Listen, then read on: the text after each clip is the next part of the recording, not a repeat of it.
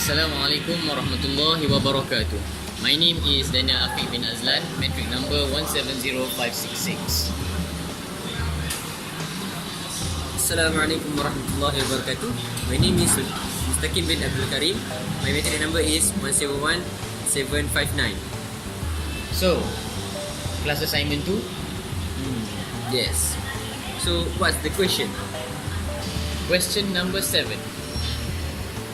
A particle with mass 2.3 grams and charge of 10 microcoulomb enters through a small hole in a metal plate with a speed of 8.5 meter per second at an angle of 55 degrees.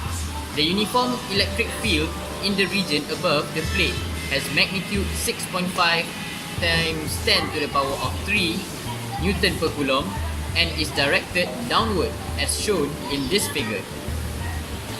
The region above the metal plate is essentially a vacuum, so there is no air resistance.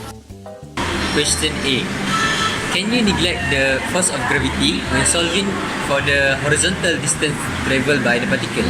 Why or why not? So, well, for solving the horizontal distance of the particle, we can actually neglect the force of gravity since gravity only affects the vertical distance and not the actually affecting the horizontal distance. Next, for the question B, how far will the particle travel delta x before it hits the metal plate? So, for this question, we must use the concept of the projectile motion. So, for the projectile motion, we must know the x and y component, and then we search for the v of the x component, which is 8.5 cos 55, to get the velocity of the x component. Next, we solve for the velocity of the y component, which is 8.5 times sin 55, and then we search for the acceleration for both x and y component. The acceleration of the x component is equal to 0, and for the acceleration of the y component, we use the force net equals to force gravity plus force of electric to search for the acceleration of the y component.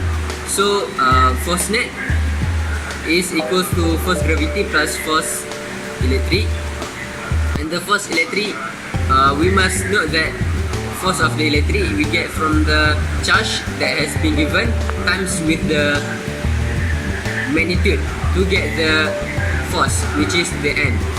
So the force of the electric we plus with the force of gravity to get the F net, which is negative 0.08754 Newton. Note that the negative sign to show that the F net is moving downward.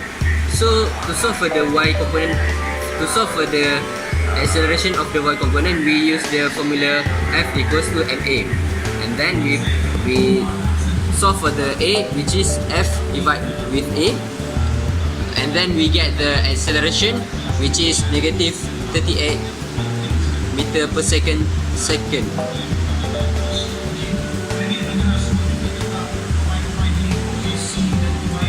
So now that we have the acceleration in the y component, we can find the time using this kinematic equation, which is solving for the y component. We let the x equals to 0 and we substitute all the values into the equation to find the time.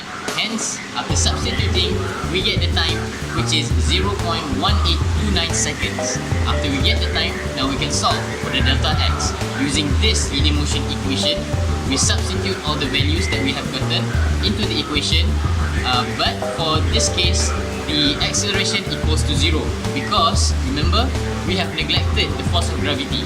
Hence, the acceleration of the gravity now is 0. Substitute all the values into this equation, and finally, we get the value of delta x, which is 0.89 meters. That is all from us. Thank you.